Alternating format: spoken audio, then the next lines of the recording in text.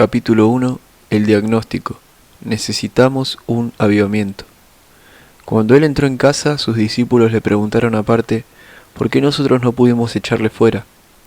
Y él les dijo, este género con nada puede salir, sino con oración y ayuno. Marcos 9, 28 y 29. Estoy llamando su atención a estos dos versos, al segundo especialmente, para que consideremos esto juntos. El gran tema de avivamiento en la Iglesia de Dios en el tiempo presente, porque estoy persuadido que esta es la necesidad más urgente. En cierto sentido, toda predicación debe de promover avivamiento, y solo es mientras nosotros comprendamos las doctrinas de la fe cristiana, que miraremos la necesidad de un avivamiento y así oraremos por él.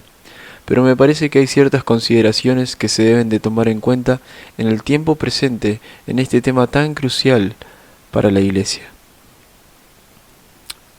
La primera de estas consideraciones es la asombrosa necesidad.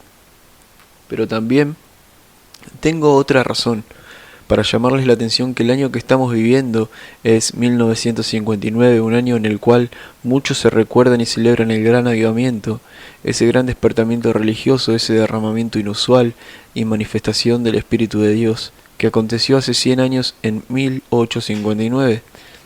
En ese año primeramente aconteció un avivamiento en América.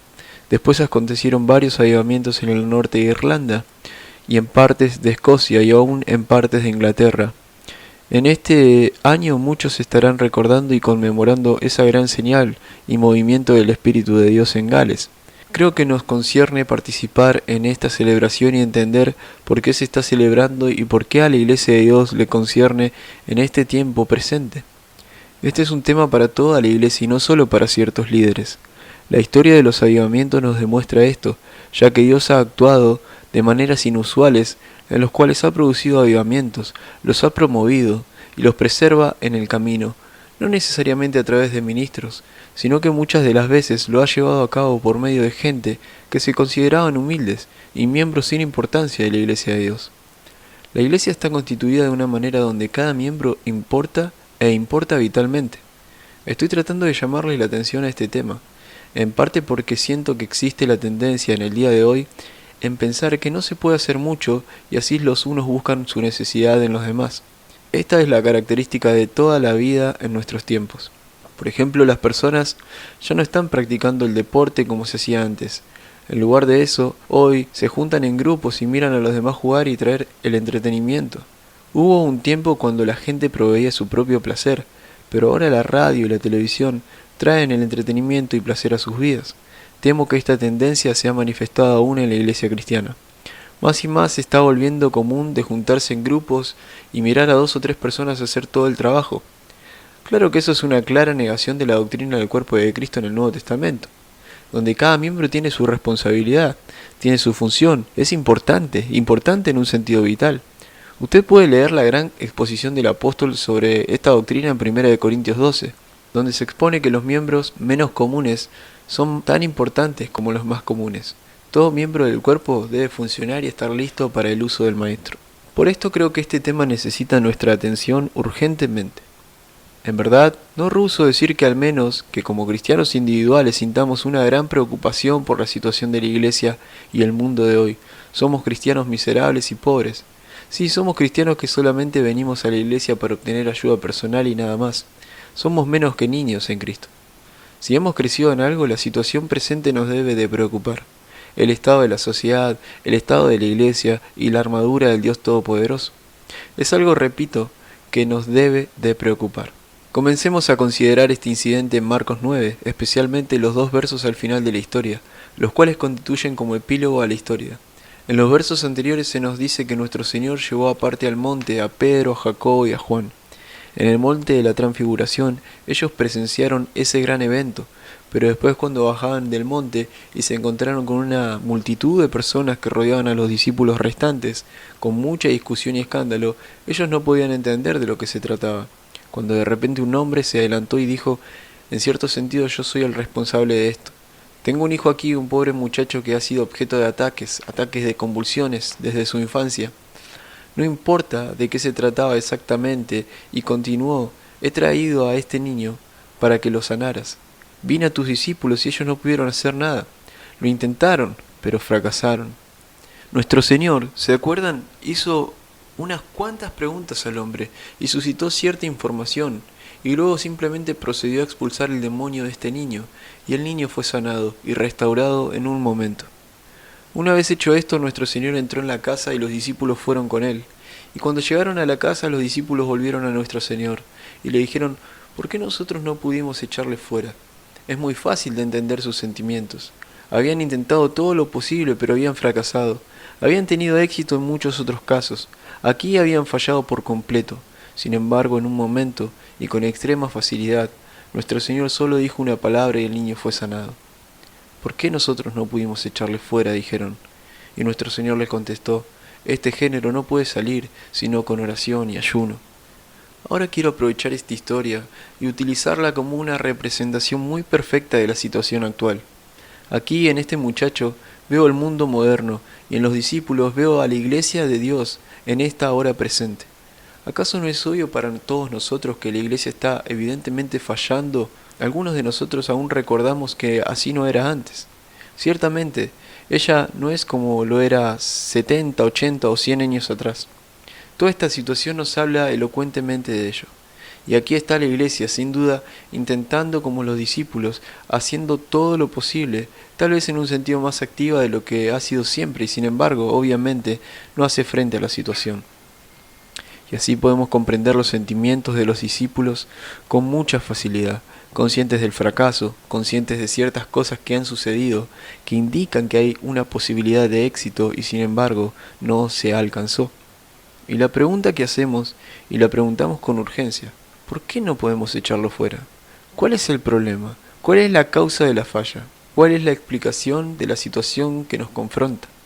Aquí, en esta historia, nuestro Señor me parece que trata con esa misma pregunta, y los principios que dio en esa famosa ocasión son tan vitales e importantes para hoy como lo fueron cuando los pronunció.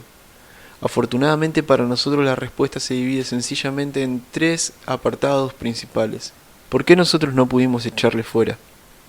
La primera respuesta es ese género. No tenemos una declaración significativa. ¿Por qué nosotros no pudimos echarle fuera? Ah, dice el Señor, este género no puede salir sino con oración y ayuno. Él les está diciendo, en otras palabras, que lo primero que tienen que aprender es a diferenciar todos los casos. Es evidente que lo que estaba en el fondo de la pregunta de los discípulos fue: nuestro Señor lo había enviado a predicar y echar fuera demonios, y así lo hicieron. En efecto, leemos en Lucas 10 que en una ocasión habían tenido tanto éxito y habían vuelto con tanta alegría que eran hasta culpables de orgullo. Nuestro Señor tuvo que reprenderlos diciendo: no se alegren de que los espíritus se os sujeten, sino regocijaos de que vuestros nombres estén escritos en los cielos. Lucas 10:20. Estaban llenos de júbilo, de entusiasmo. Dijeron que los mismos demonios se habían sujetado a ellos y que habían visto a Satanás, por así decirlo, caer ante ellos. Así que en esta ocasión, cuando este hombre trajo al muchacho, ellos abordaron el problema con gran confianza y seguridad.